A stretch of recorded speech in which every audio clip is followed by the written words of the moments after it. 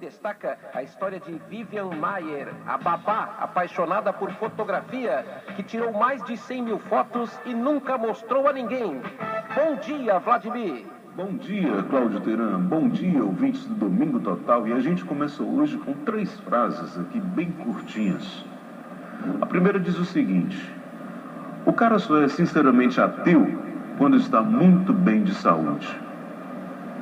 O homem é o único animal que ri, e é rindo que ele mostra o animal que é. E a terceira: como são admiráveis as pessoas que nós não conhecemos bem. Quem disse isso?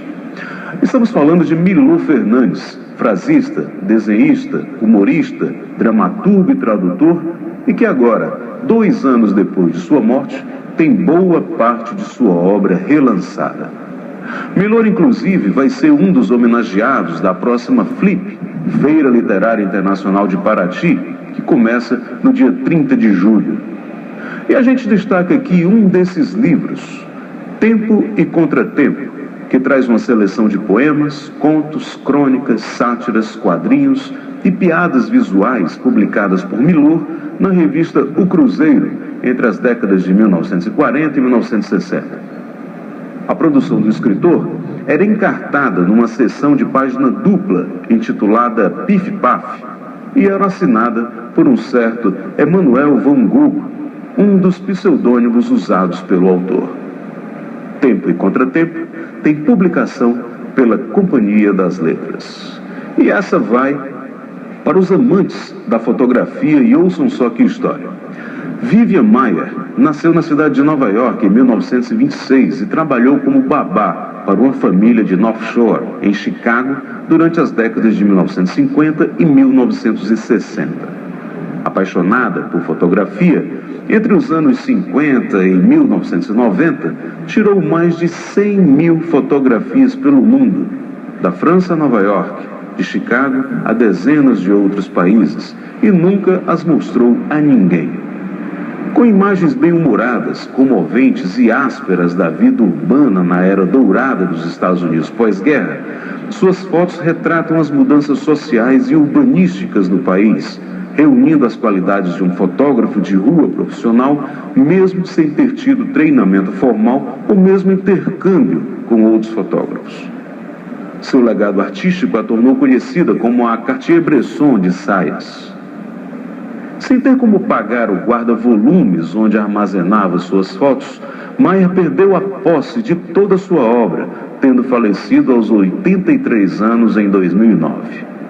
Tudo ficaria perdido se não fosse por John Maloof, um historiador local que por acaso descobriu os primeiros negativos de Vivian Maier em 2007, enquanto compilava um livro sobre a história da vizinhança onde ele cresceu.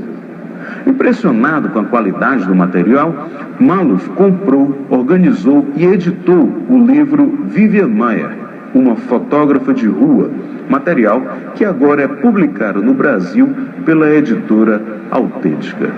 Olha, naquela época as câmeras fotográficas não tinham 1/3 da tecnologia e sofisticação das máquinas de hoje, mas é impressionante a qualidade e sensibilidade dessas fotografias.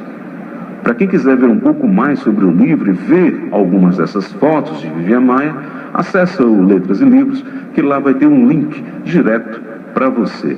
Com certeza vale a pena. E a gente termina com o mais novo romance do escritor e historiador Alberto Mussa.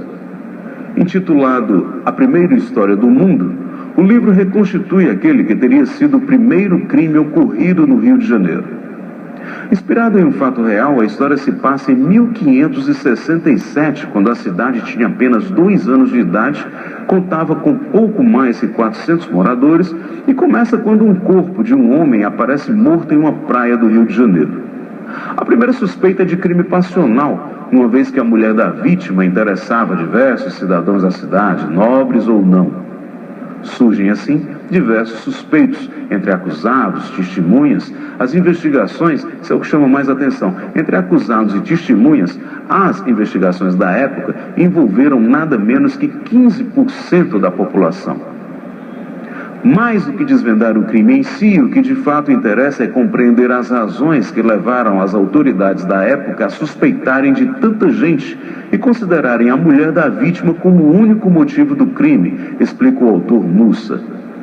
O romance investiga, na prática, a mentalidade de uma época, não apenas a identidade do assassino. A primeira história do mundo tem publicação pela editora Record. É isso aí. Mais sobre esses e outros lançamentos é só acessar o letraselivros.com.br. A todos um bom domingo, ótima semana e sigamos em frente, porque como dizia o grande Milor Fernandes, viver é desenhar sem borracha.